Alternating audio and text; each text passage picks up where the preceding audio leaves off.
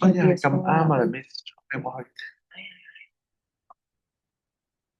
Ôi da.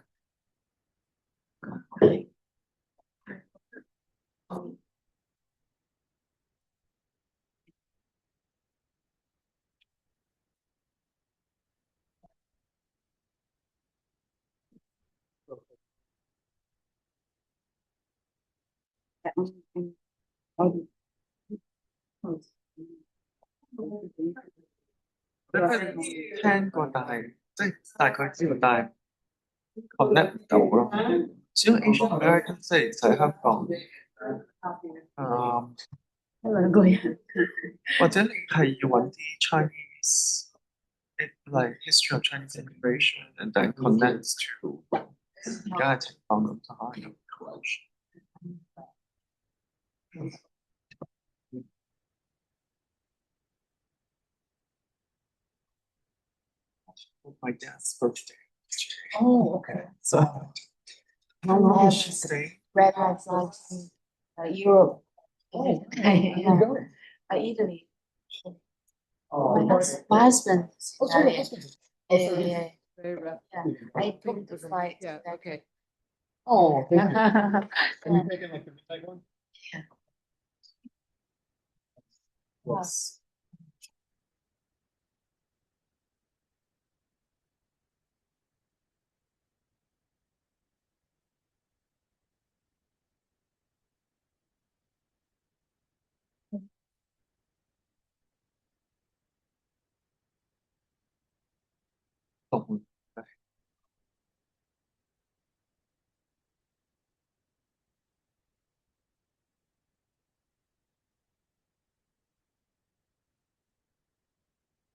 Being black. Okay. Yeah.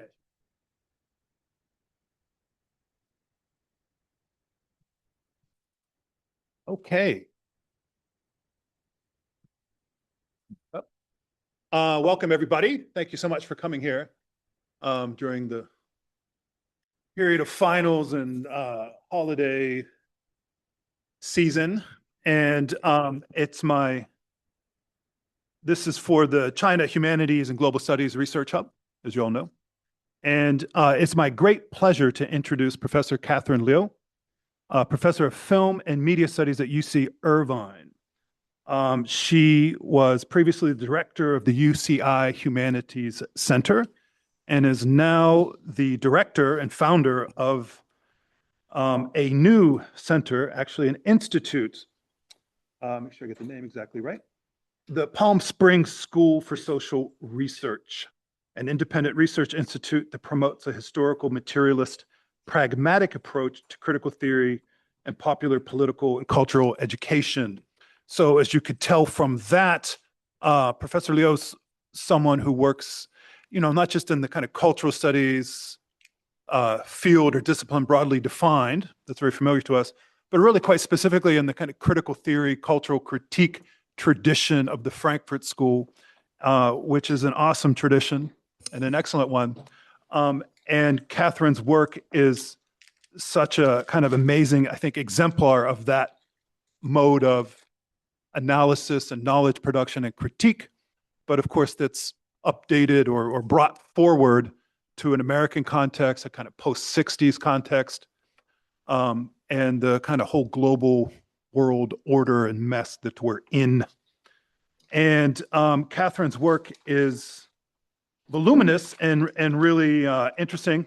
And if you haven't read it, I urge you all to go get started. She's also appears frequently on podcasts and does a really great job on those, and I think is really reaching a kind of younger audience, which is just fantastic and really interesting in itself. And it helped me, when I started watching this, get a better sense of what's happening, not just in the US generally, but among younger intellectuals and peoples.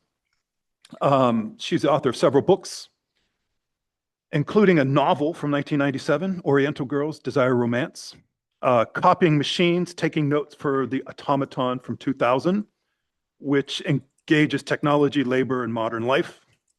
The next book, I think, was American Idol, Academic Anti-Elitism as Cultural Critique, and a really interesting analysis of that kind of anti-elitism and the dynamics of that in pop culture in the US and its kind of American academic appropriations and connections too. And one of the things I've always liked about your work, actually, Catherine, is that engagement with academe, which is not actually just an ivory tower, but a real part of societies and worth analysis in its own right, because that's where a lot of knowledge flows from or is reproduced in or trickles down. Like that, it's just a really important dynamic that goes on. And that leads me to Virtue Hoarders, her recent book, Virtue Hoarders, The Case Against the Professional Managerial Class from 2021. I have my copy here. I think it should be read as much as the little red book, but it's the little maroon, wine-colored maroon book. Is that if that the color's right? It's a really great read. I really encourage everyone to check that out. And she's also busy at work on a couple other books and projects. Trauma Culture. Traumatized is coming out in September 2026 with Rousseau. It's called Traumatized, the New Politics of Suffering. That's fantastic. That's great. And then also starting one now on Gangster Capitalism, which we're brought here today to hear about. So without further ado, I'll turn it over to you, Catherine. Thank you. Thanks so much, Daniel. Yeah.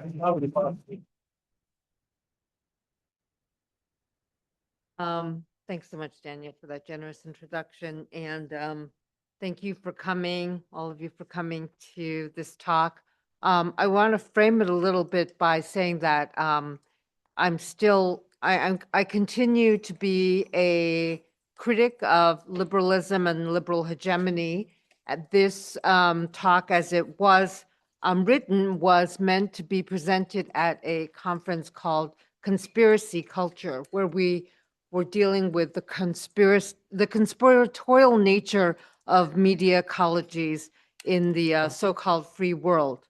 And one thing that I wanted to go back to, and I continue to go back to, is the historicization of the professional elites, our class, after 1968, and in the wake of countercultural and in the wake of countercultural and anti-war movements in the United States. And I still think that it's really important that we perform an act of self-historicization. I also teach a lot of courses on Golden Age Hollywood. I think some of the best films out of Golden Age Hollywood are self-reflexive ones.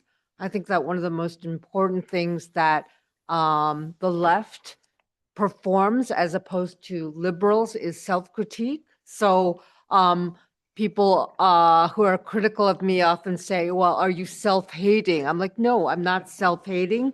I think that every group in class should have not a masochistic sense of self-criticism, but a productive dialectical one so that we can actually move forward. And if we don't, then we're going to be stuck in this terrible stasis, which is the situation that we find ourselves in the United States.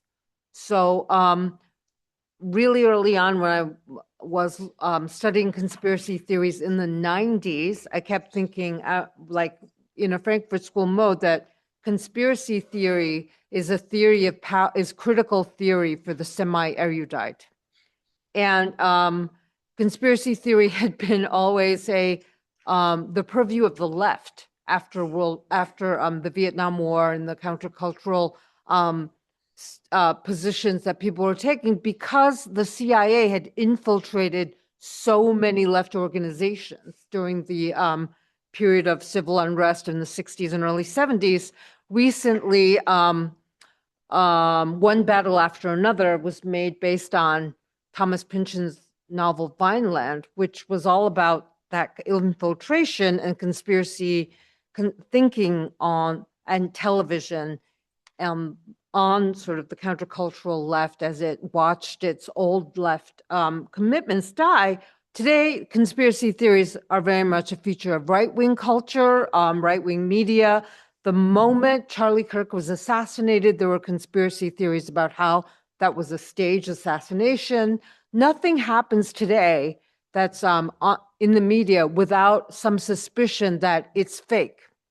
And I'm just going to put that aside as a sign of how decayed the fourth estate is and how little trust there is and how little trust there is in the media and in the class of experts that are supposed to present itself as somewhat skeptical and objective. And I'm going to go into the paper right now, and I hope to have time for Q&A. It's very much in development, but I like to present this work in development because you can see sort of what I'm thinking and how I'm thinking. And then when it congeals and becomes reified as a book, it'll seem like, oh, this was so perfect, but it wasn't. This is rough, and I'll just start here. So the Vietnam War and its prosecution divided the United States. Intellectuals, liberal intellectuals of Richard Hofstadter's generation. Hofstadter was a great theorist and historian of American conspiracy-minded thinking and populism.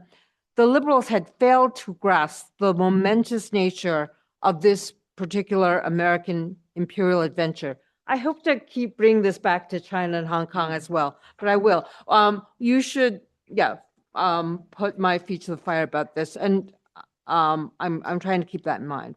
So the anti-war activists in America, for their part, failed to grasp the role that they would play in the class war waged from above that the next decades would bring.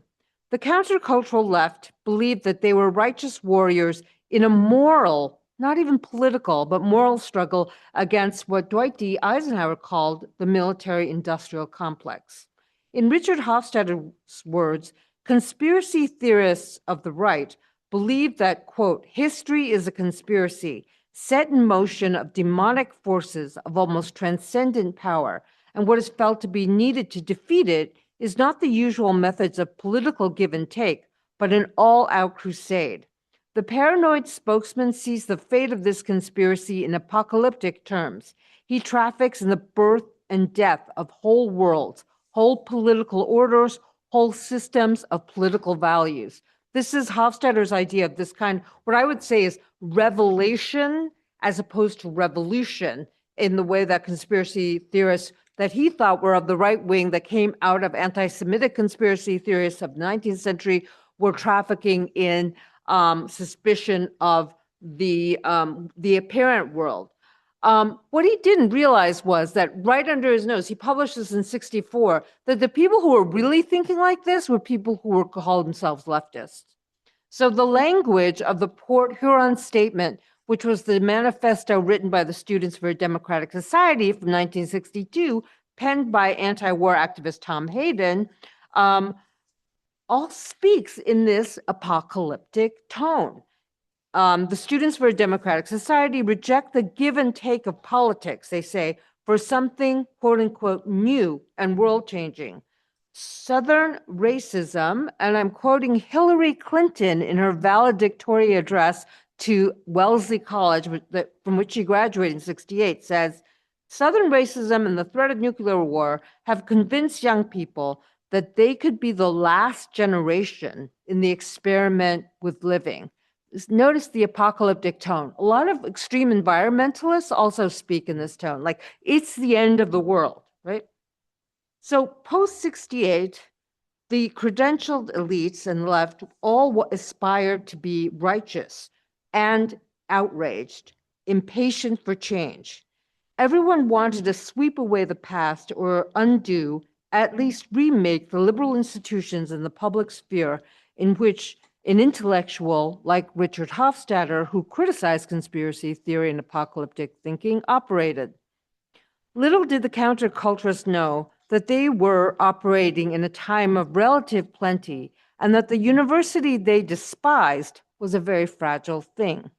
From the point of view of post-war American plenty, they imagined the birth of a world of anti-authoritarian pagan mythology that would syncretize third world wisdom in order to supplant scientific method. These views, called leftist, are still part of pseudo-left radicalism. The subject of this new disorder would be gloriously irrational and countercultural. Freedom was just another word for nothing left to lose. Black Panthers and merry pranksters promised a cultural revolution. Power was essentially bad in their mind, not capitalism, but power.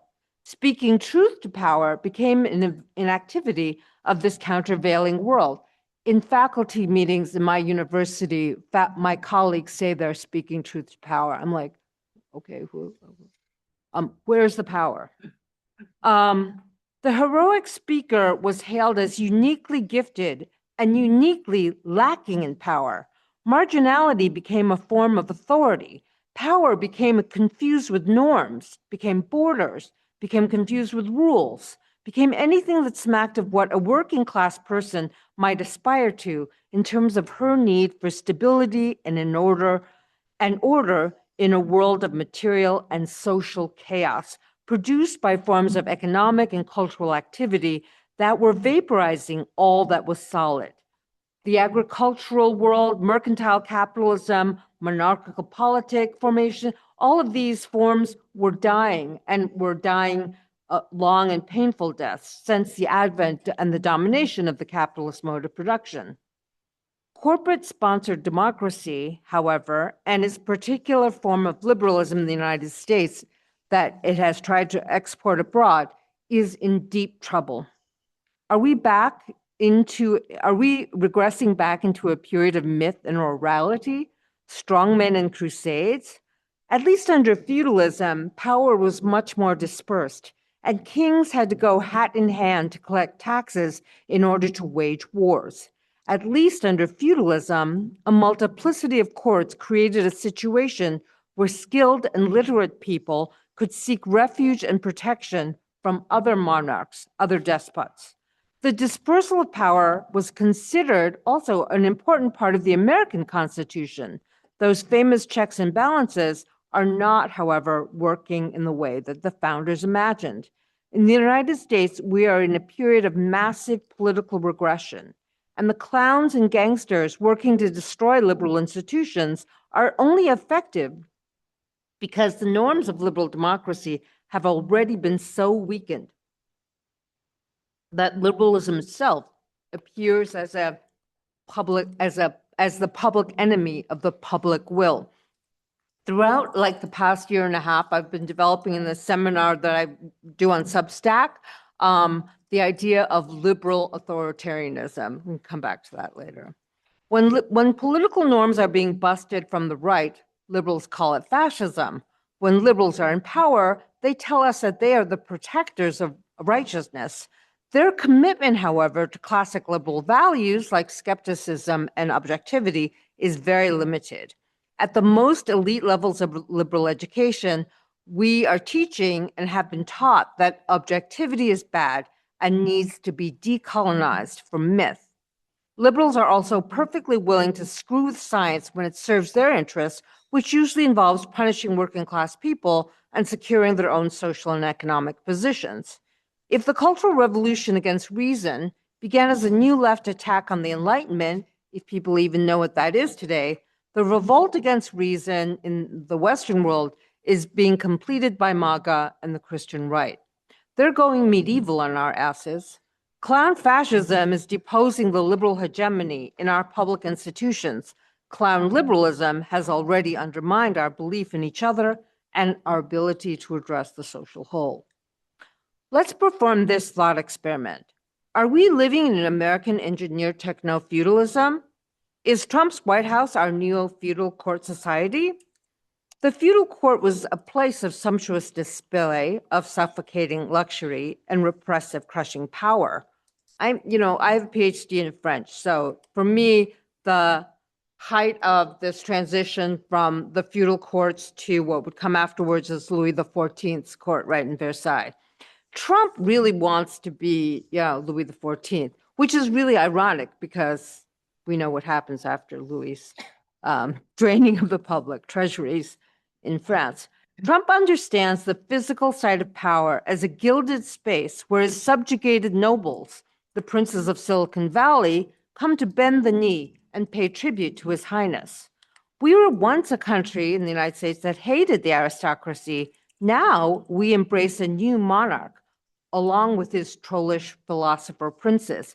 And I really insist upon this configuration as symptoms of the failure of liberal hegemony.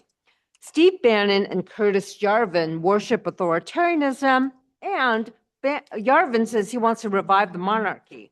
One is Christian, the other Nietzschean, which is actually a complete contradiction, but both are animated by a hatred of modern liberalism that seems to tap into public impatience with liberal authoritarianism and its hegemony.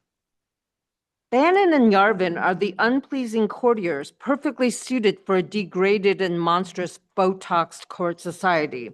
Their clownish gangsterism is a violent reaction to the failing institutions of liberalism itself. Trump is turning back the clock back to Liberace time. Louis XVI meets Napoleon, meets Las Vegas, meets Roy Cohn, meets the Rat Pack, meets the antebellum South with all its heaving bosoms, now matched by pillowy Mar-a-Lago Botox lips. Add to the mix a burly phalanx of poorly trained, heavily armed ICE officers, and you truly have a new clownish secret police, ready to execute the will of its clownish king. Trump's focus on style is truly indicative of his understanding of himself as a monarch of the restoration. But the restoration of what? America's greatness, perhaps, in his own mind. But the right didn't engineer the demolition of rule of law all on its own. The revolt against reason became established as a countercultural liberal movement, still running on its idealizations of primitivism, myth, degrowth, and anti-humanism.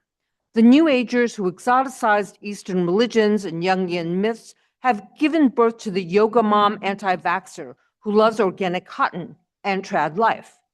The pageantry of identity a lot of this is online. If you don't live online as much as I do, sorry, I'm just introducing it to you.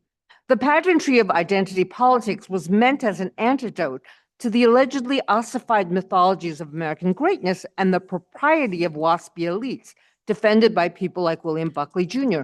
My students don't even know what a WASP is anymore.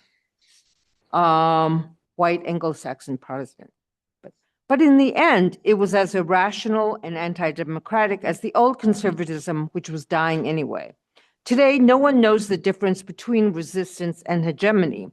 In response to the tyrant's abuses of power, we have Democrats carrying signs at protests that read "No Kings," or, this is the other sign that they were carrying, "If Kamala had won, I would be at brunch."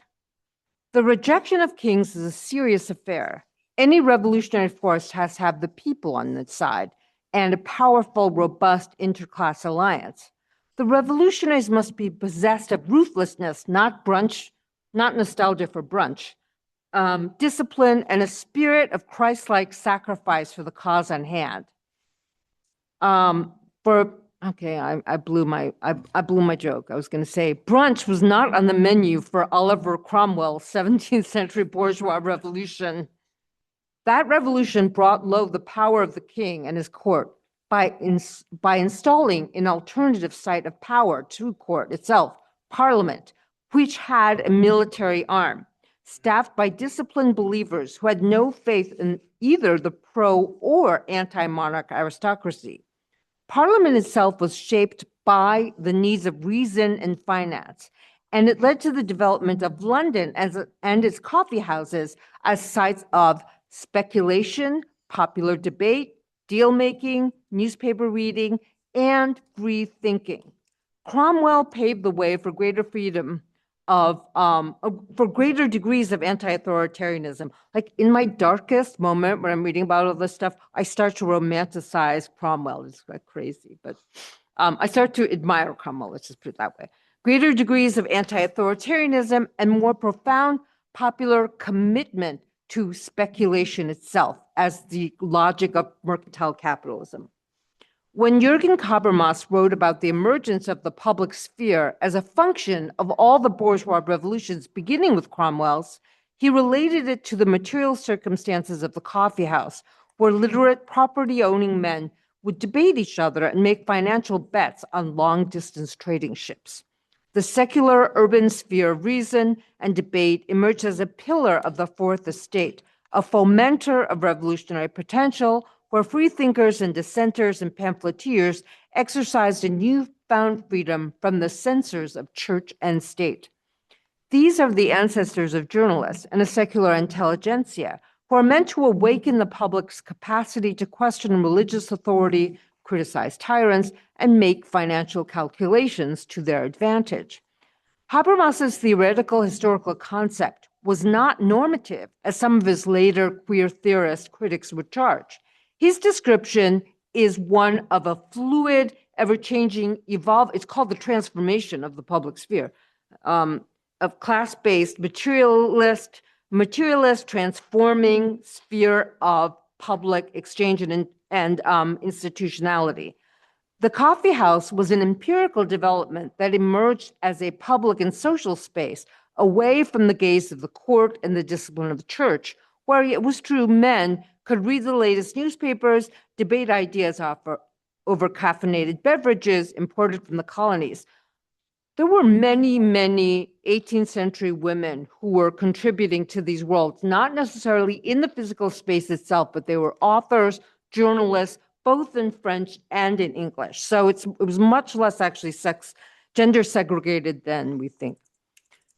Print media and literacy facilitated the emergence of a powerful urban bourgeoisie, unbound to either church or court, capable of debate and reason, new citizens of the constitutional monarchy that Cromwell's revolution gave the United Kingdom.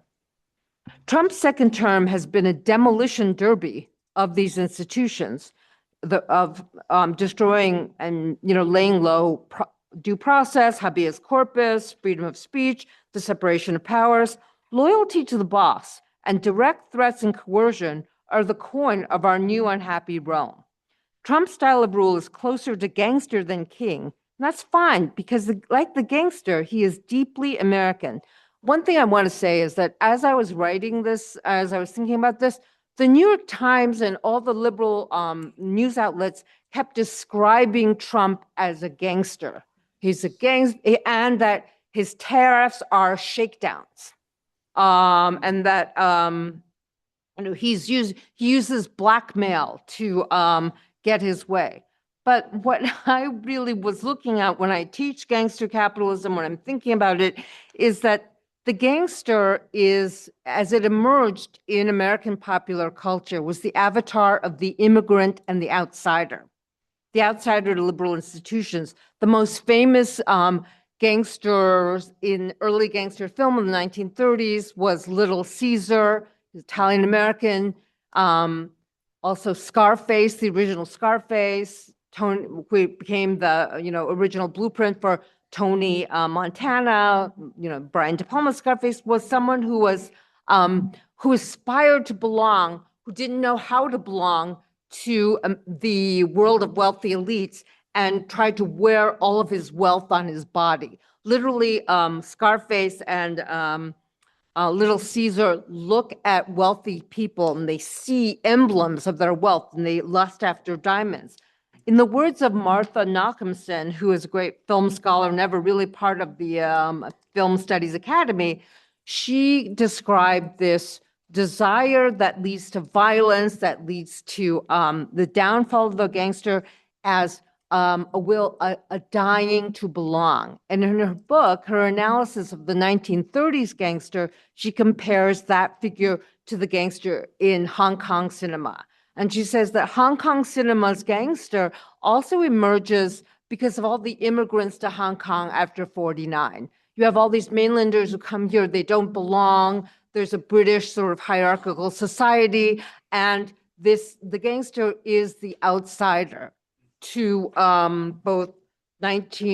to any kind of proper society. And this way in which the gangster is characterized, at least in the 1930s in the United States, was that, and this is slightly different from what happens in Hong Kong, is that the Hays Code goes into being. The Hays Code is a self-censorship module that the Hollywood studios set into place because the government is very, very terrified of all, and the church as well, in the late 1920s, about how decadent Hollywood was becoming. And so it was a series of rules and censorship rules that Hollywood films had to abide by if they were going to find a release. And one of the things that the code said was that you could not show criminals in a positive light. And this changed the gangster film from the silent films where gangsters were much more sympathetic characters to the talkies where the gangster's rise is very precipitous and he has to fall in order to satisfy the censors, because you cannot praise criminals in your in the films. And Nachemson and other people have written about Robert Warshow, a great leftist who wrote for Partisan Review, wrote that the gangster film then becomes the opposite of the Horatio Alger myth, which is the myth of the self-made man. Like, I just work really hard and I keep working really hard, and then someone recognizes me and suddenly I become rich, or I've discovered that I'm actually the son of someone really rich, and I just, it's a myth of social mobility. And Warshaw says in 1947 that the gangster myth shows, like the gangster films show, like men who work really hard. You knock some people off, you're really loyal to your boss, you're, bootlegging, you're killing people, you show a lot of discipline, but you always go too far and you always have to fall. Like, I feel like Trump actually has that in him too. Like, he's going to fall and it's going to be really terrifying. It's going to be the opposite of this, like, everlasting, like, American optimism. So you can see that Trump is so desperate to belong to legitimate society and the society of legitimate leaders that he is lusting after the Nobel Prize, which would seem like, it's like Tony Montana's giant mansion. Trump has that already. What else does he need? What other emblem does he need of success? Like the Nobel Peace Prize, actually. The Nobel Peace Prize for Trump is the highest post-war liberal accolade. And it is the highest post-war liberal accolade. Like, the Nobel Peace Prize wants to define, like, the best human being. How absurd that is, but yeah. And Trump wants to get the prize for being the best human being. All his wealth and all his minions do not satisfy him. Like Tony Montana of De Palma's Scarface, he sees the advertisement outside his window, "The world is yours," and he believes it, but now he wants to possess it more and more. He has defeated and disarmed his opponents. His family is getting richer and richer on grifts, one more baroque than the other. Their crude code of loyalty, vengeance, and coercion is accompanied by a mad display of personal grievance in which a UN escalator malfunction is taken as a sign of personal affront. I don't know if you realize that Trump went to the UN, the escalator stopped working, and he thought like someone was like dissing him. Trump's public speeches are cinematically mob boss in tone. His use of tariffs, a form of foreign policy, as shakedowns. Brendan Carr, Trump's FCC Federal Communications Director, said to ABC Disney when he was telling them to cancel Jimmy Kimmel, who's a late night host who criticized Trump. He's like, you gotta fire that guy, ABC Disney, because he criticized Trump. And he literally said, we can do this the easy way, or we can do this the hard way. Just literally the gangster thing. The Trump administration uses gangster media as how-to guides when it comes to the exercise of political power. In Martin Scorsese's film, this is the part where I'm going to fill out on private equity, which is the other part of Gangster Capitalism. In Martin Scorsese's 1979 film Goodfellas, Henry Hill, played by Ray Liotta, and Karen Hill, played by Lorraine Bracco in their respective voiceovers, describe people who work for a paycheck as low-paid suckers, quote unquote, with no balls. Hill continues, if we wanted something, we took it. In fact, Karen, played by Lorraine Bracco, declares succinctly, it was like Henry and the guys were enterprising and hustling, and the other guys were just sitting around waiting for handouts, which is literally how Reagan characterized people who are on social welfare, people who are sitting around waiting for handouts. Henry starts running errands as a kid for a local mob boss, Paul Cicero, played by Paul Sorvino. Henry glories in the money and prestige of his mob friends and has contempt for his angry wage worker father. When Henry's father receives a letter from school reporting his son for truancy, he whips him with his belt in a sequence that is shot like the scenes of mob beatings Scorsese features in what is supposed to be realistic, anti-mythological gangster film about his father's physical violence. And I contrast this with liberal ideas of abuse and child abuse. Henry Hill says, everyone takes a beating. But if he has to go to school, he cannot keep working for the mob boss, Paulie. Paulie values Henry's work, so he kidnaps the local mailman and has his underlings give him a beating until he agrees to never deliver any mail from Henry's school to their address. Problem solved. The owner of tiki-themed gangster hangout, the Bamboo Lodge, Sonny Buns, played by Tony Barrow, begs Paulie for protection against the psychopathically violent Tommy DeVito, played by Paul Pesci. Henry Hill sees angles for getting a share of the popular restaurant. Paulie says, I don't know anything about running restaurants, but Henry and Sonny assure him that Henry will manage it for him. So what happens with the Bamboo, in a stunning 3-minute montage of deliveries and mounting debts, we see Henry and Paulie's private equity avant la lettre management style and destruction of what was once a prosperous small business. Paulie orders merchandise he resells in the restaurant's name with no intention of paying the suppliers. He loads the Bamboo Lounge down with debt until the restaurant business is unable to sustain itself. And then he has his crew firebomb the place so that he can collect the insurance. Henry and Paulie realize, like the private equity CEOs who are Trump's buddies, who took down Toys R Us, Envision Healthcare, Friendly, Sports Authority, and Thames Water, that a boss does not have to know a single thing about running a business to extract money from it and run it into the ground. And basically, this is what Trump is doing to the American government. At the end of the film, when coke-addled Henry realizes that Paulie thinks he's just another disposable minion, Hill turns state witness against the boss. The dematerializing financialization of advanced economies notwithstanding, the most basic element of economic relations remains the ideally non-coercive market link between worker and boss. I sell my labor freely to my employer, or so the story goes. Slavery should be and serfdom should be intolerable under liberal free market regulations. But as Marx and theorists after him have shown, it is in this relationship that we see the core of class struggle. I, as a boss, try to pay you as little as possible for the work, time, sweat, intellect, emotions, and engagement that you will sell to me for 8 to 12 to 16 hours a day or for as long as you can bear it. In the ideal free market scenario, I give my labor voluntarily to my employer, who compensates me for my time by paying me a liberal living wage.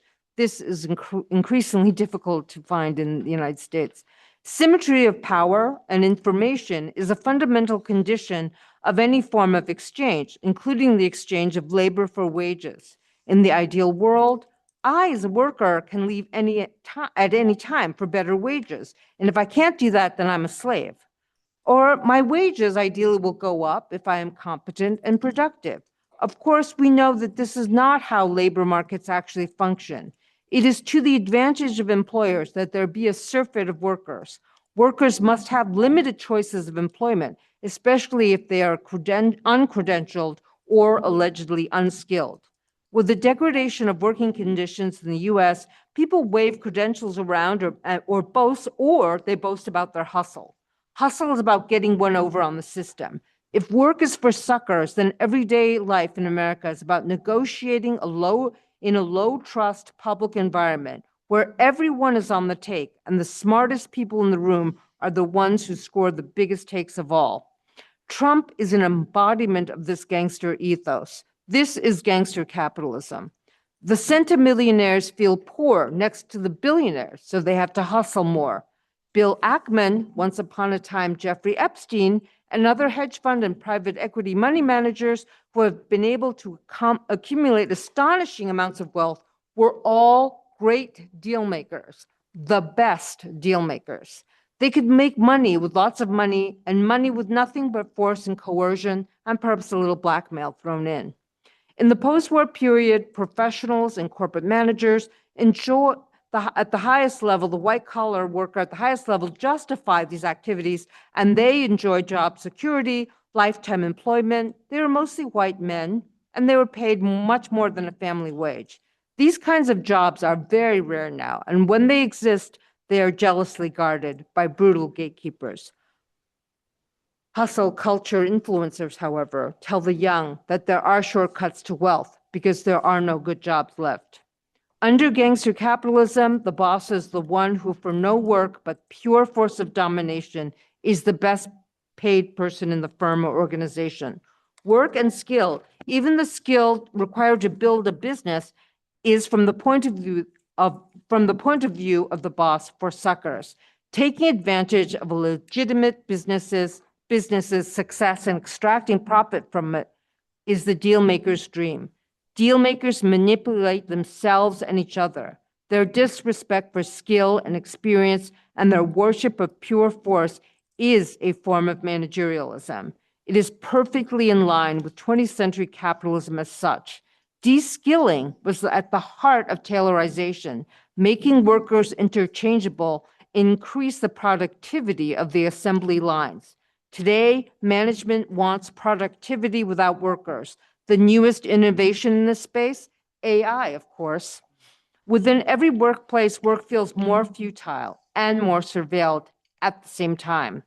The Democratic Party, having betrayed the working class while doing performative politics, has abandoned the majority of Americans to the blandishments of gangster capitalism and MAGA. If the Democrats could not focus on labor issues or work, Trump and Elon Musk were infuriated that there were lifetime employees in the US government. They were like the people waiting for a paycheck, in the words of Henry Hill and his wife. So DOGE was an attempt to destroy lifetime work and the job security it provided for middle-tier professional managerial class types. The young Dozers hired by Musk to downsize the government think that they are the smartest people in the country. They have known nothing but the brutality of a labor market that allegedly rewards the exceptional and the exceptionally hardworking and throws everyone else on the street. There is a generational resentment here. Who are these people who expected to while away their days in sleepy bureaucracies, adding to their pensions and planning hobbies to pursue in their retirements? For Doge, as for Musk and Trump, both of whom inherited their wealth, they firmly believe that no one should be allowed to have stable jobs. To them, giving people lifetime employment in a federal government is designed to be a check on the animal spirits of capitalism. And this smells like socialism. The consigliere and the lieutenants execute the boss's plans, but their lives are not easy. They must constantly display loyalty and submission and a willingness to be ruthless on behalf of the tyrant. I have argued elsewhere that the manager, the credentialed expert, became the courtier of capitalism and the liberal institutions it built. Under feudalism, the courtier is the person who flatters the tyrant with his or her intelligence and uses literacy in a secular manner to secure the power of the monarch. He, or sometimes she, in the form of a favorite mistress or concubine, embodied culture, but also submission to that absolute power. The courtier lives in fear.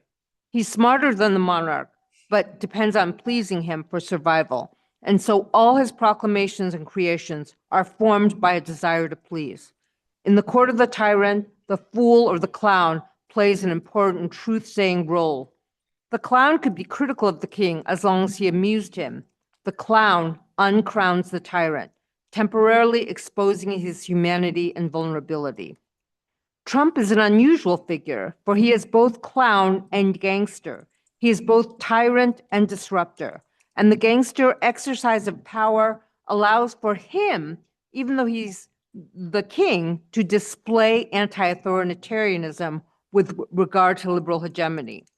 His hyperbolic speech patterns and his impulsivity reveal a dangerous and clownish childishness.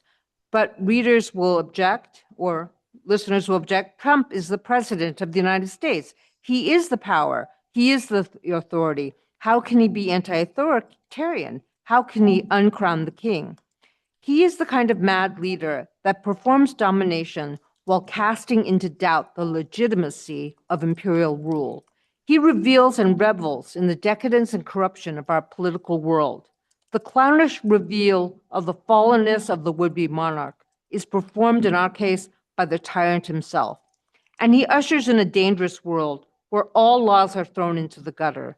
The norms of the exercise of American power have been entirely subverted by this clownish king. I'll end there. Thank you.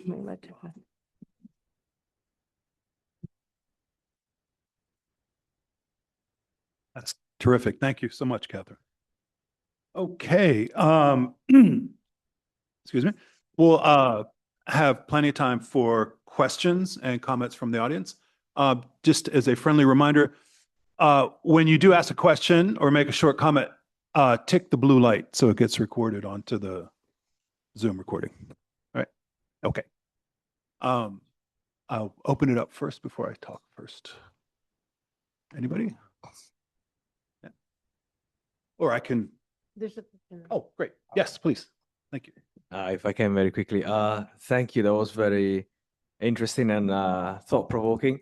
The only thing is, as I'm an Italian, when I see Trump and everything you said, gangster and clown, are the same person at the same time, right? The two figures within. It really reminds me, thinking about it, of the figure of Berlusconi, right? Who came also, like Trump pretended to be an outsider, but actually is from a wealthy family, built his empire, and is linked, in our case at least, it's proven judicially with the mafia, so the actual gangster, and he always had this very provocational, speech, and also position towards liberal institutions. So the main thing I would see new of Trump is that this time is not like a semi-province of the empire like Italy, but it's the deep core. So like Berlusconi fell and was replaced by liberal institutions, neoliberal institutions, I would say, also with a lot of pressure from the US and the EU itself.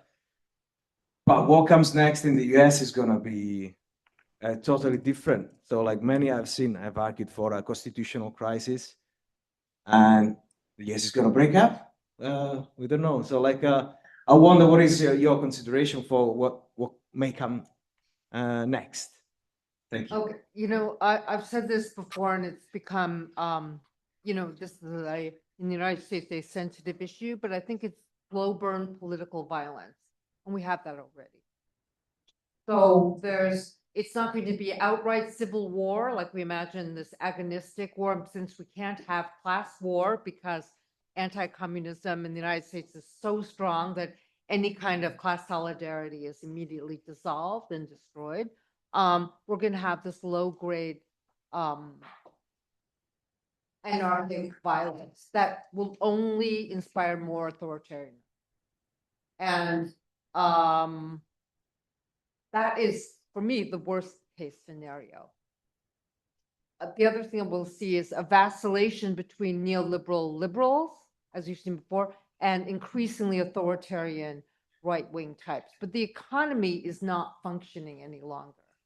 So there's going to be a popular desire for catharsis and for justice, because the social media now and the media in general is completely distorted. They lie all the time. But the only way that you can get more clicks is by inspiring more outrage. So you see increasing like people using the pretext of this kind of like immediate outrage to create immediate immediacy in the kind of cathartic violence.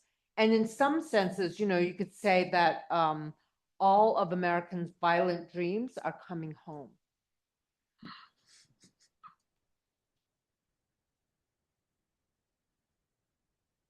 I actually said this on a Chinese interview, and they said we're gonna have to cut that out. Yeah, it's distressing actually, but I think it's a kind of honest. Low grade. Yeah. Low grade. If there was actually a war, there could be a resolution, but the liberals have to deny it, and they also inspire it because they keep calling their opponents fascists, and the right, it keeps having to create, more and more authoritarian forms. But I really do think that the liberal attribution of all their opponents as fascist, like, is a evocation of World War II. Like, where are all the resistance? What does the resistance do? You have to kill the fascists. So Mm, this is where we're at. yeah. I do wonder, Catherine, if you have any thoughts or comments on we kind of already touched on it now, right? Partly what makes this situation so desperate domestically is the economy, in the sense that there's been decades of austerity, deindustrialization, and as you presenting so well with this, people like Musk and others, like, they want there to be no good jobs, so to speak, right? They want that kind of brutality of the market. And the thing that, we've been saying sometimes, what's going to make Trump fail at his so-called plan to kind of bring back industry and manufacturing jobs and things like that is, it's already such a small percentage of the economic base anyway. It's happened before him. He can't go back to a period of like 40% manufacturing industrial base and that kind of thing, right? So this all corresponds to this kind of high finance, kind of vacuous form of capitalism in the US. Is there, not even a question there, but do you have like thoughts or comments on that? Like, is there any chance of that shifting or some other thing happening? Well, if, we could look at some hardcore numbers. I mean, I'm not an economist, but if you wanted to create manufacturing jobs again, you would have to reinvest in the industrial core. And that means massive state-sponsored government industrial investment. Right now, America doesn't have the industrial capacity to replace all of those things that they put tariffs on that were imported from China. It would take years to recreate that industrial capacity. And I'm not against that. I think that there should be that reinvigoration of the working class, because without that, we just have people in despair who have a lot of guns.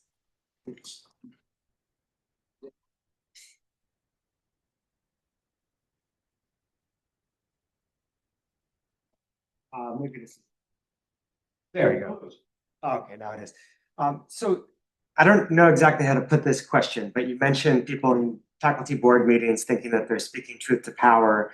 At the same time, I, from very far away, look at the US and start to wonder, are liberals in the US starting to become radicalized? Because, I'll see like wine moms that I would traditionally think of as just simple Democrat Party supporters, coming out with videos like just ripping into the Democratic Party leadership.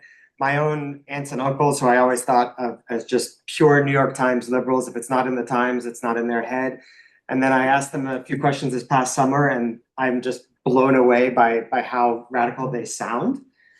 So I'm wondering, I'm so distant, maybe this is all wishful thinking, but from on the ground, how do you see the development of the kind of liberal side of the political spectrum among the grassroots, not the Democratic Party leadership? That's pretty clear. Yeah. Do you see any hope there?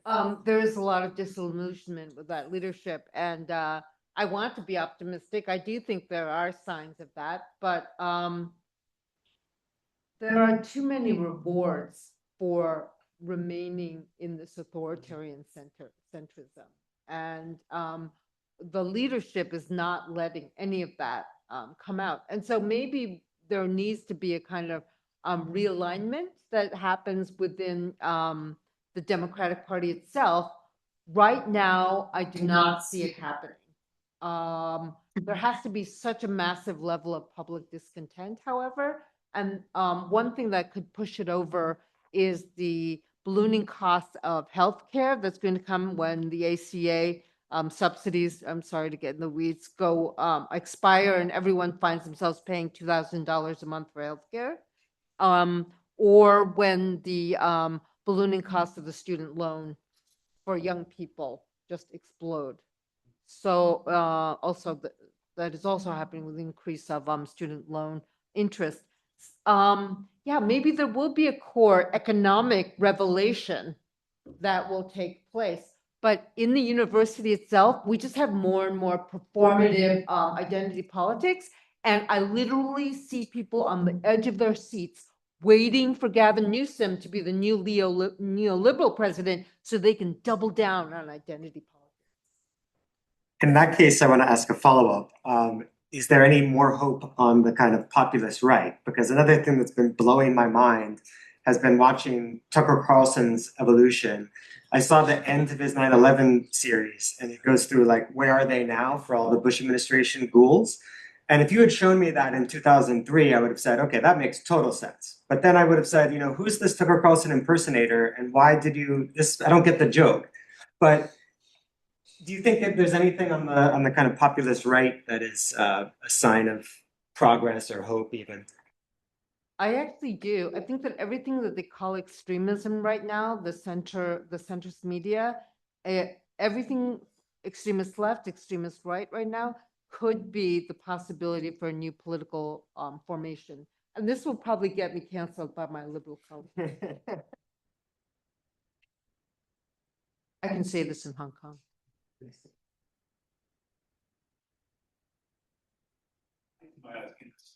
Raise your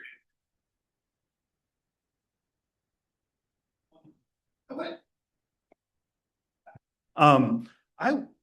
Yeah, it's really interesting, and I'm kind of interested in this question of why Trump's still so effective. So he's the gangster outsider. Of course, he's not an outsider, but he's always considered. Well, he is an outsider to the ruling class propriety, the culture of ruling class propriety. Obama is much more of an insider with regard to that, the way that he behaves, his institutional identifications. Trump is also from like an outer borough of New York City, which is considered déclassé. He still has that sense of like being the guy from Queens, from the wrong side of the tracks. Yeah, that's so, and then you have the kind of liberal, let's call it New York Times, what have you, response to that. No King's March, right? So he's a king, but really he's a gangster, and those are very different things. So why is it that, and the liberals also love a gangster too, right? In some ways, or no? So they don't want the gangster, they want the king. But not that king. They want to be the aristocracy. They're the natural aristocracy. They're the enlightened. They want the proper execution of the popular will that actually disguises the execution of the oligarchical will. So they don't want someone who's flamboyant or excessive, campy. Like, I think Trump is our first gay president too, because he cares so much about style and so But a very a proper presentation of masculinity. He can't quite manage that. Like his weird wig, his orange tan. It's not in the style of the Puritan, which is truly our aristocrat. That's true. Yeah, that is true. So then, I think your phrase, there's a couple of things also that really leapt out to me in your project paper. The phrase liberal authoritarianism and how Trump and this kind of gangster capitalism, maybe more broadly, is pointing to the failure moments, the system of liberal hegemony, where it's starting to break apart and fall apart. Is there anything potentially good about that? The derailing of that kind of liberal hegemony somewhere is one thing we could think about or talk about. And then this question of liberal authoritarianism, if we can tease it out more, because for many people, that's a non sequitur. Liberals can't be authoritarian. They're against authoritarianism, right? So, in my own work, I butt up against people who say, well, no, that you have to, the identity of an intellectual, the function of an intellectual is to be opposed to authority, which usually means the state.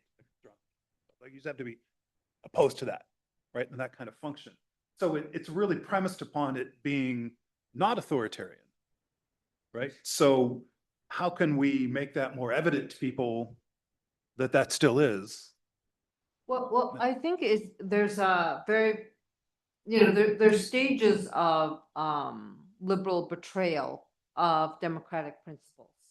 And you could say that, one of the original sins of that, I would say, would be the declaration of the Cold War in our time, 1947, when the people who gained power in the US government, including, people who were considered very, very, well-educated and stuff like that, decided that the Soviet Union wanted, to create a communist world. And that immediately precipitated the Korean War. So 1947, declaration of the hostilities against the USSR. 2 years previously, the US had been fighting fascism with the Russians, suddenly precipitates the Cold War. And this kind of, the entire liberal establishment falling in line with that anti-communism, then leads to the conflation today, the absurd conflation today of communism with fascism that we have. And that betrayal is really profound.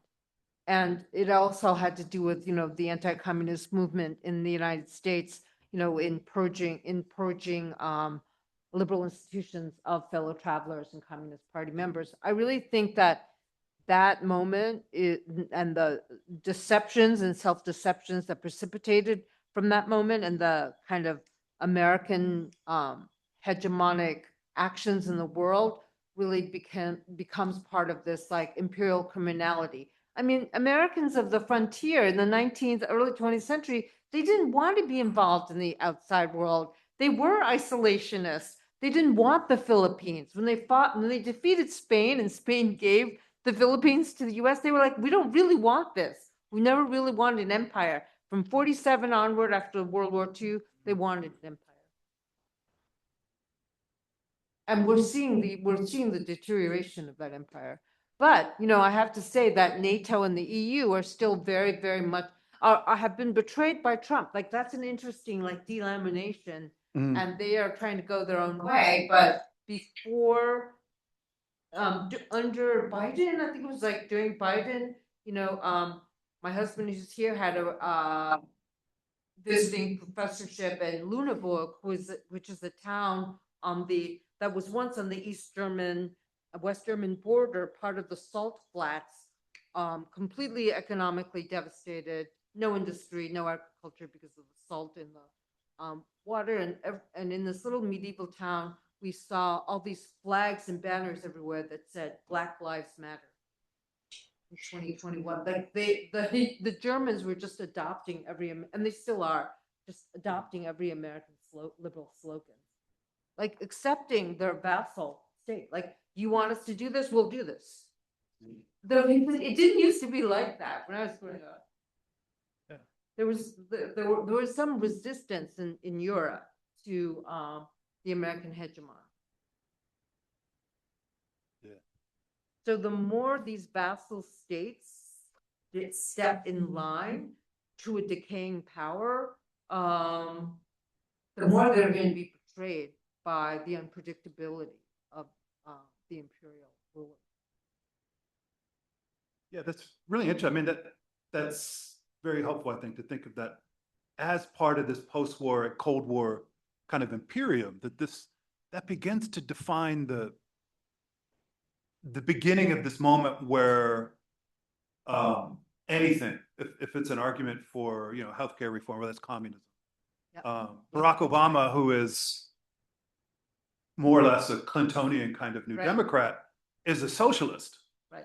Like Clinton wasn't a socialist, but Obama was a socialist. Free public universities.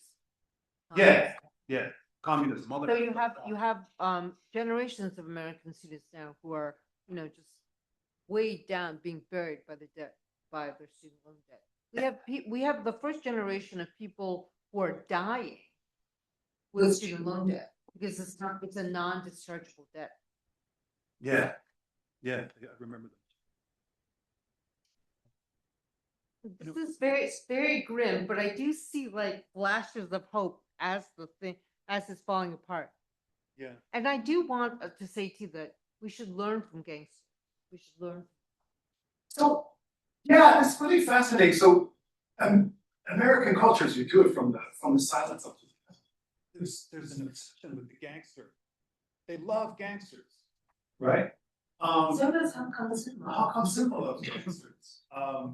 Triads, I mean, all this kind of stuff that's quite fascinating. I don't know what that. But you know, the people need, when you can't capitalize, when you're a real outsider and you can't get loans and you can't capitalize your businesses, you need to have this clannish formation in order to become legitimate in a place where you are completely marginalized and despised. I mean, in southern Italy, in Naples and in Sicily, they were completely left behind by the industrial core in Tuscany, Emilia Romagna. So they have to figure out how to create economic formations that allow them to siphon some of that prosperity away from the centers of economic activity. I'm not excusing gangsterism, but it's part of strategies of clannish, almost neo-feudal formations with people who are left behind by modernity itself.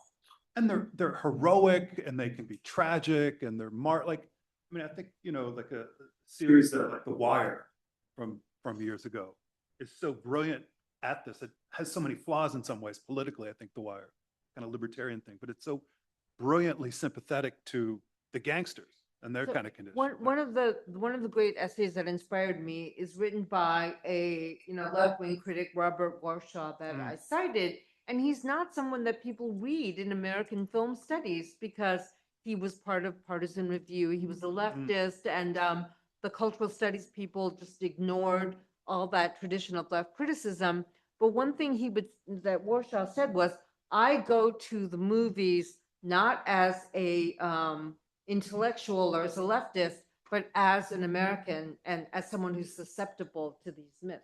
And he loved gangster films himself, and he said the gangster was truly the American tragic hero.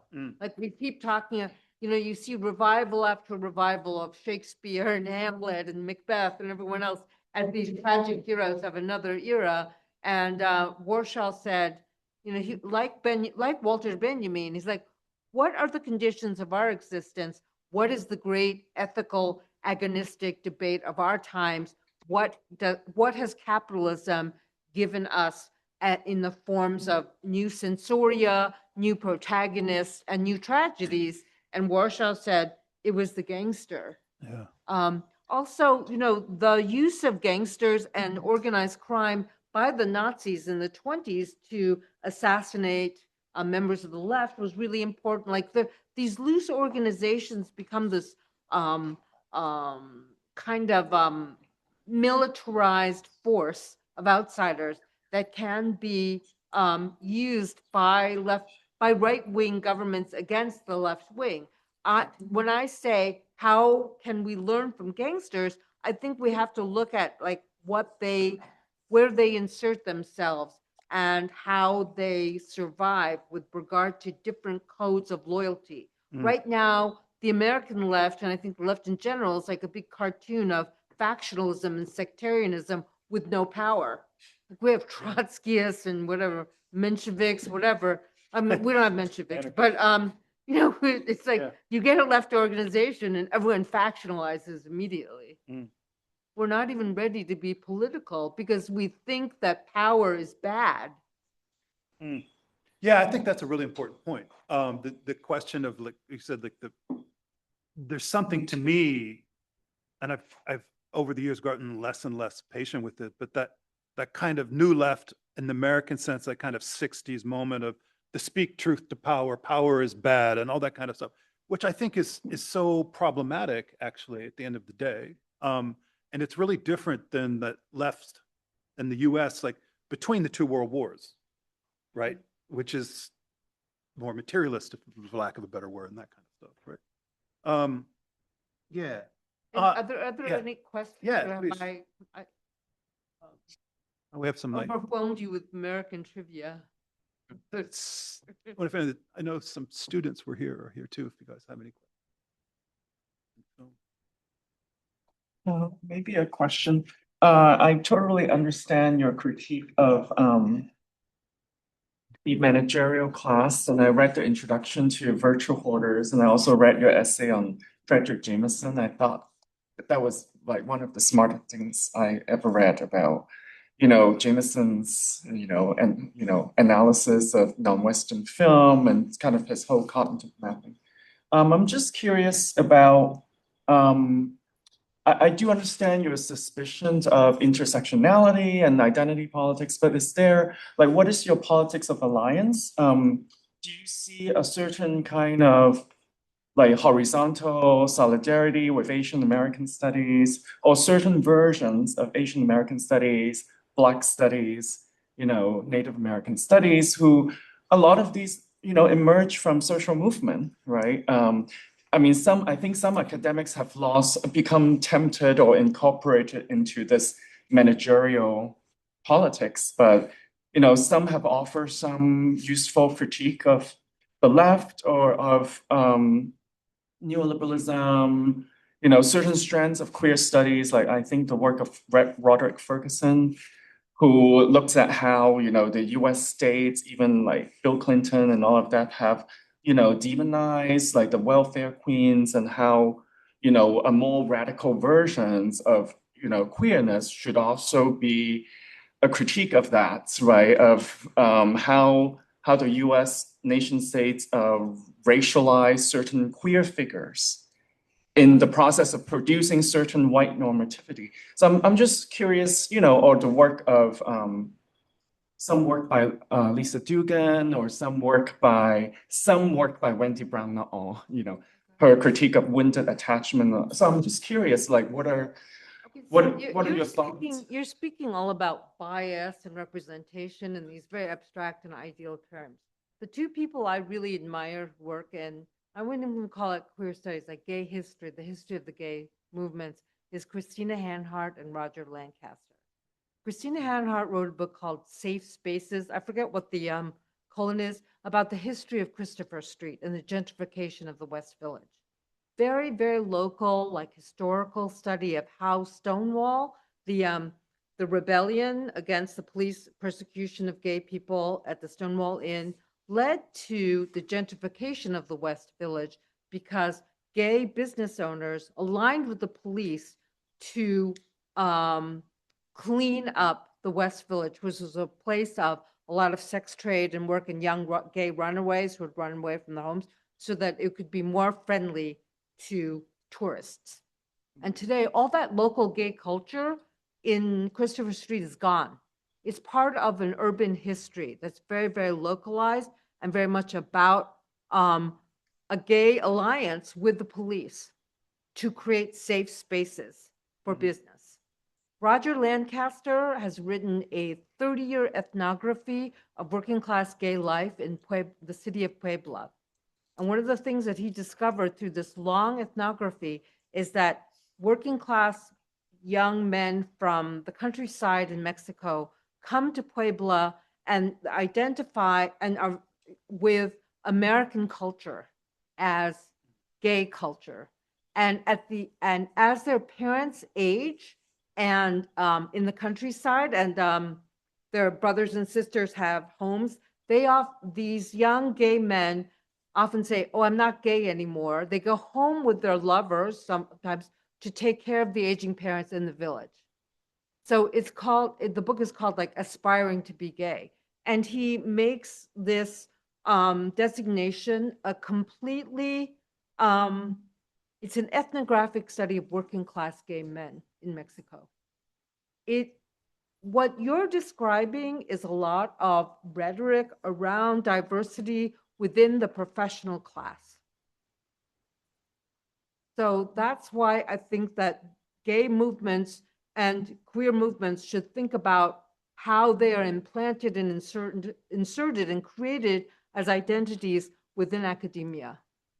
And I think Hanhart and Lancaster do a good job of looking at the class basis and the sort of political and American economic bases for these identities. So I personally don't learn anything politically or historically from reading Lisa Duggan or Wendy Brown, but because it seems to me that it's a very, very abstract, almost philosophical engagement with identity. And I'm really, really interested in history right now, because I think what historical materialism right now, because I think what's being erased by all these representational things is history. And this whole notion of intersectionality was created by Kimberly Crenshaw as a description of injury in courtrooms. And Dan Wang has just written a book about how America is a society of lawyers and China is a society of engineers. Like, we think of damages as legal damages. Kimberly Crenshaw is a lawyer. She pleaded cases of damage using intersectionality to get more damages for victims of where their identities intersected and created greater forms of prejudice.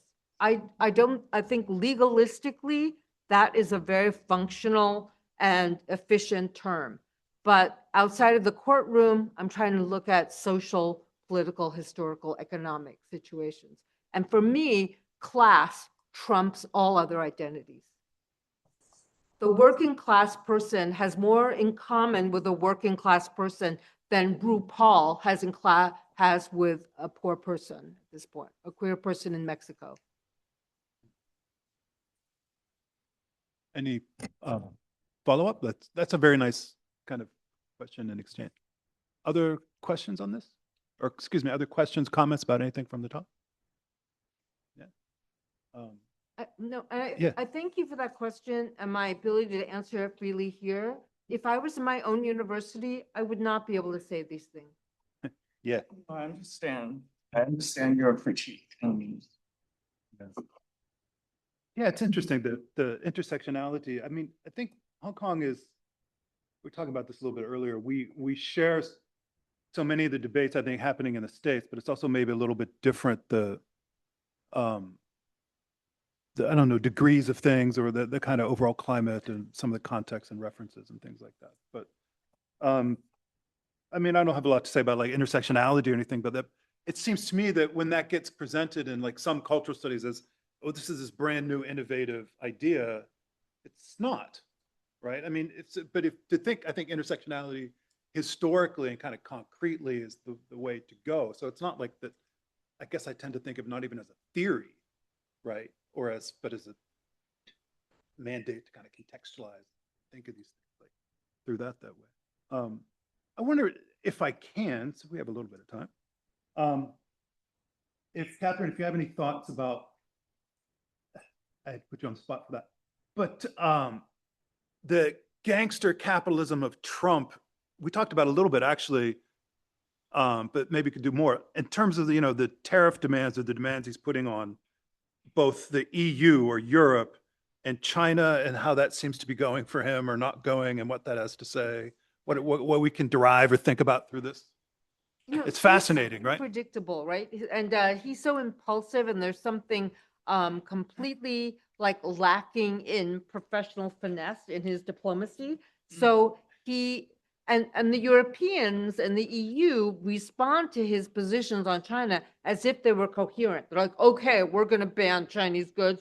Okay, we're going to put tariffs on that too, because then he'll reduce tariffs on us. And then the next minute, Trump is playing footsie with Xi because he really likes him. And he's a non-normative actor in a field where you have professional diplomats taught to present like a coded public face to these complex negotiations. And Trump is just this big baby who's like, I like him, I don't like him. And you have everyone else like jumping too, and it's creating chaos in the world.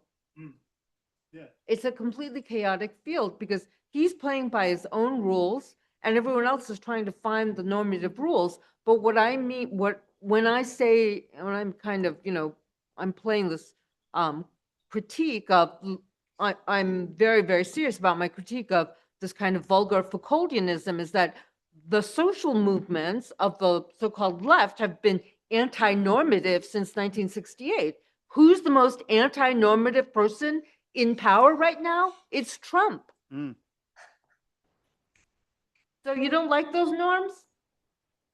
No, we got no norms. That's interesting. He is definitely the most anti-normative president in my lifetime. He queered the presidency. He queers the, he's very, yeah, he queered the presidency. Yeah. Um, And he's like, he's funny, nobody else is funny as a leader, he's, oh, he's he's altogether good. incredibly funny. I don't like to say this in front of my very liberal friends and colleagues, but he makes me laugh. He does make me laugh. Oh, yeah. Oh my God, the thing, I will say it too out loud. And of course, we're not Trump supporters or anything like this. Like, I mean, if we have critiques of Biden and Obama and the kind of Democratic Party, it does not mean that we see something better in this party or this person, by any means. But when he was going, and it's very unfair and mean and politically incorrect, things like that. But when he called Elizabeth Warren Pocahontas, because she claimed a 1% or 0.5% or something of Native American ancestry, I'm like, oh my God, he's got the goods on this class, basically, in terms of their kind of liberal hegemony and how you would poke fun at it, And but his alternative is pure sadism. Yes. And yes. The logic of the grift. Yeah. I mean, it's interesting to think. It's always probably a mistake. Maybe it's fun to try to make sense out of Trump and what he's doing. I think there's a coherent plan there or something. Not the case. And it all feeds into the attention he wants anyway, and that kind of thing. But I wonder if he seems to really like Xi Jinping, right? Like, he professes to. My friend, he says. Like, does he see him as like a deal maker and a kind of gangster clown or something like that? No, but Which, of course, as an authoritarian figure who can lead his people with an iron will. Like, one of the things that's happened with the destruction of the East Wing in the White House. I don't know if you all know about this, right. but he wants to make a 90,000 square foot ballroom. It's pure superficiality. Like, we have really truly reached the hollowing out of American power and propriety. Allegedly, his inspiration to build this like gilded ballroom came from his visiting the French Versailles with Macron at state dinner and the National Congress of the People, that giant that giant hall, reception hall, where he was given a state dinner, that building out on Tiananmen Square. And he returned to Washington. He said, this is so, this is so pathetic compared with these architectural displays in Paris and Beijing. And one of the things about the modesty of the White House is that it comes out of this 18th, 19th century idea of modesty. Mhm. This was the house of the people. This was also anti-sumptuary because the Americans are so Protestant. You can't display your wealth. You won't display your power. We're frontiersmen. We're modest. We are frugal. We're going to, even though we exercise this great power now in the world, we must remain in that mode. And Trump has decided in the decadence of the American empire that we are the richest, most powerful country in the world. We have to have the equivalent site of power. And up until the Second World War, America was a kind of agricultural economy. It's manufacturing power after the decimation of the world industrial base after 1945 creates this enormous American prosperity. And so Trump wants to create that opulence, that insane, that display of power that sort of, it seems so anachronistic now, but actually, if you look at, Chinese imperial power, French imperial power, those are the displays of authority and sovereignty that he believes the American empire should emulate, actually. And not just over the U.S., but over over the world. So Over if the you world. have this kind of like modest parliament, it's not even the French ideals in Washington, D.C. created a kind of city modeled on Paris because of the French architect, but the White House itself was always called the House of the People. Fascinating. I mean, it seems like you could fit a circus there in the new wing. Maybe they could just put that instead of ballrooms. You know, get Barnum and Bailey back. I think the architects now who are constructing it are the same people who are constructing the huge immigration detention center. yeah. So it really is like the opulence and the penitentiary like merged together. This is what happens when an empire falls, everything is revealed. So you could say like the unmasking of the American empire and the uncrowning of the king takes place during his regime. How come Do you think there's any way the US culture, so you have the intellectuals, let's leave out the New York Times because it's not going to do it. But can someone intellectual or popular culture, something like that, learn something from the mainland, from China? Like at some point, because it just seems like it's doing all of this, and then China is, of course, the enemy, and there's a lot of xenophobia. And it's not that I wish to see xenophilia or something like that, but is there any way it can serve as a more positive something? Like, because I mean, you have this China's, I don't want to call it soft power, but let me call it soft power, or its support, something not just geopolitically, but otherwise, is increasing through the BRICS and the Belt Road Project, right? The Global South thing, which you can definitely overestimate its significance or the politics of it. I'm not trying to do that, right? But it's definitely a big thing, right? And it's going through investment in infrastructure and things like this. This is what is making it popular. Is there any space for the US to do something like this? Like, there was always this attention to, we have to compete with China. I'm like, well, okay, it depends on what you mean by that. What if you were to compete in like getting your freaking infrastructure back or something like that, the right? high-speed rail, for instance. Yeah, yeah. Definitely. I think that should be top of the agenda for an administration that wants to provide an alternative to Trump. But we're paralyzed right now. Yeah. In high-speed rail, massive building of public housing. Yeah. China's building private housing, but China built a lot of housing. I also think that, it's sort of a mirror stage, actually, because I think the Chinese understood that the industrial core was what drove American prosperity, and they looked at Detroit as a model, and every city in China has its own auto industry. Could the U.S. replicate that? I mean, Detroit is coming back as a hipster city, but it's also a city that was in 1945 or something, had 1 million people. It had beautiful palaces to culture. And today there are parts of the city that are returning to the prairie. Yeah, That are actually seeing grass and trees that they haven't seen in the city for so long, because so much of it has been depopulated. And so if the US is serious about rebuilding its auto industry, one of the things about the Chinese auto industry is how decentralized it was. It is. Detroit was the only car manufacturing city until the anti-union manufacturers moved stuff to the south.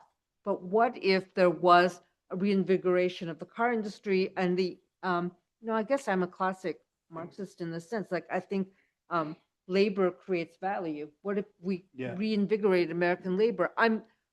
Part of this paper has to do with how gangster capitalism actually despises skilled labor. And it despises it on every single level. And it's happening to our jobs, which are white collar elite jobs, with the imposition of AI in the classroom. One of the composition teachers recently told me that, because these are English graduate students who are teaching low-level writing courses, he told me that they're being encouraged by the administration to have their students use AI. He goes, this is a secret, no one's telling you this. But once you start de-skilling and replacing human labor, like the labor that you and I devote to reading student papers, with these black box engineering marvels, not so marvelous marvels, then you just want to cut out the human element in all of labor. So is there a way in which we can reinvigorate like the dignity of labor and work in the United States? I'm not unhopeful.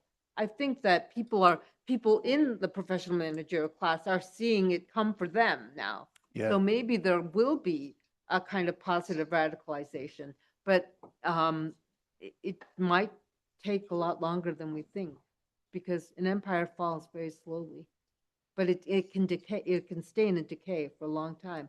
And you just, like when you're building something that's positive, everyone feels like invested in their work.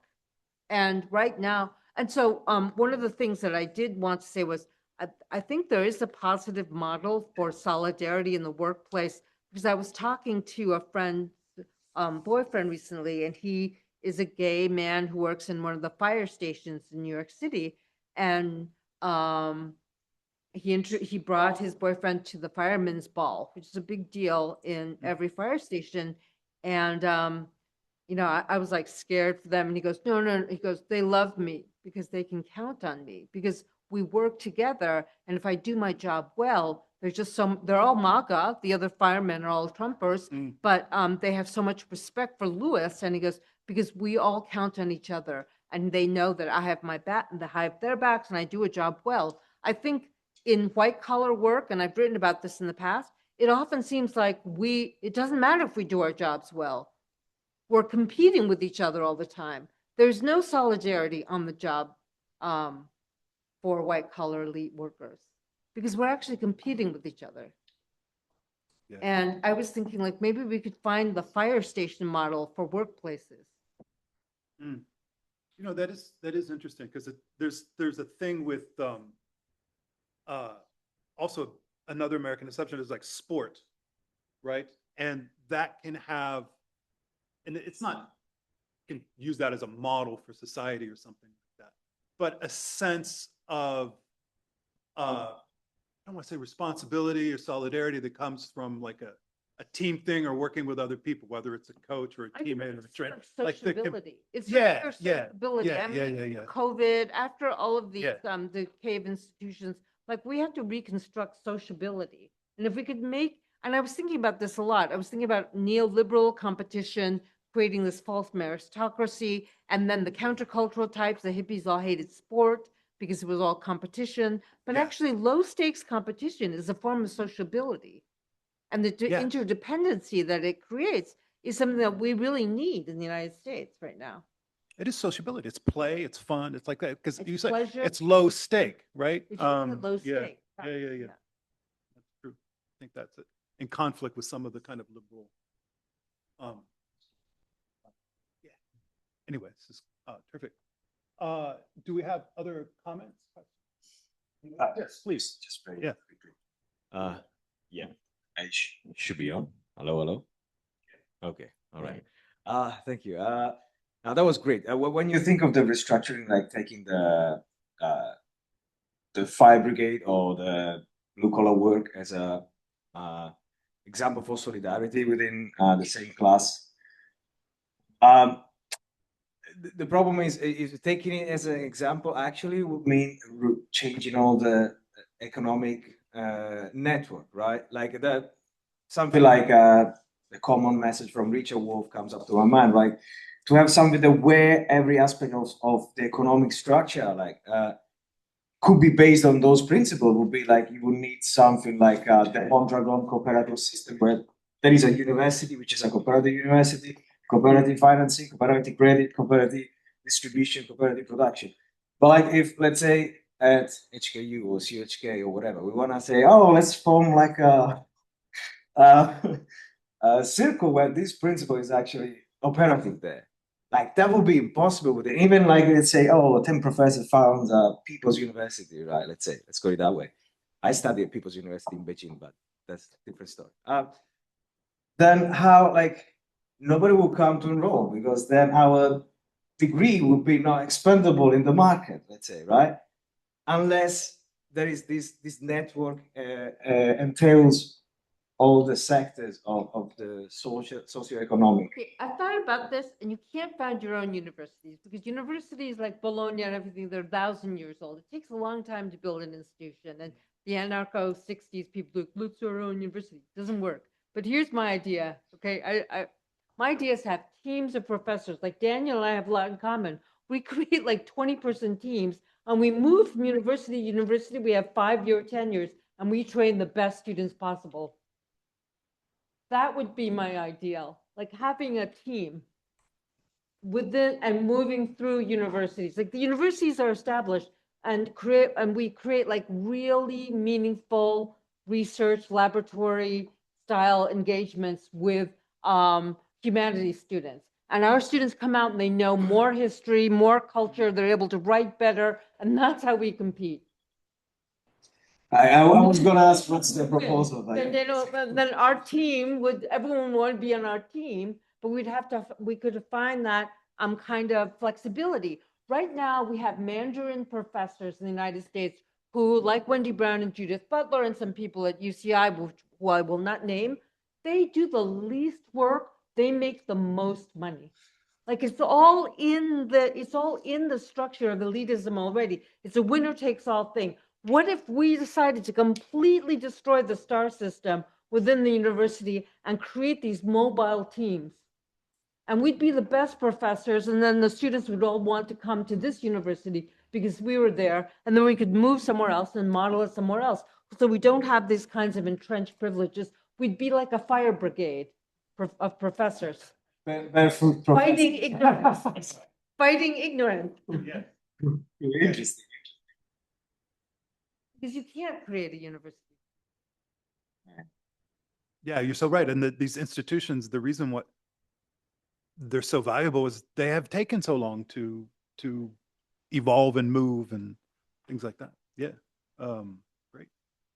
Well, on that note, we'll get some teams ready. If you want to join the fire brigade, the critical Team theory fire Vukovich, brigade. Team Yeah. Team Liu. Yeah. Join us. Send us an email. We'll send you a QR code for that kind of thing, right? But please join me in thanking Catherine for the presentation and discussion. Thank you so much.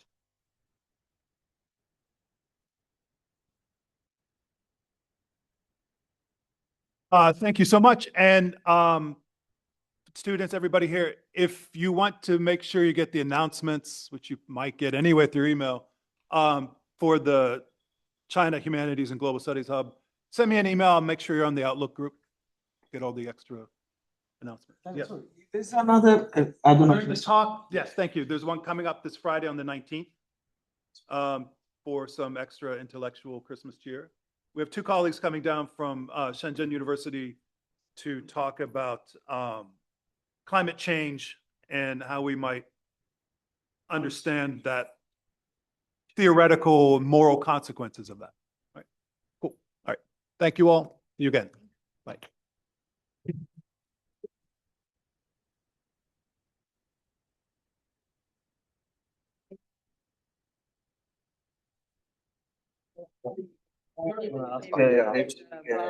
Chiedere se la possiamo Lui si fa dentro. Line on Manifold, it's free, on open access. Yeah. You know, look this up and look up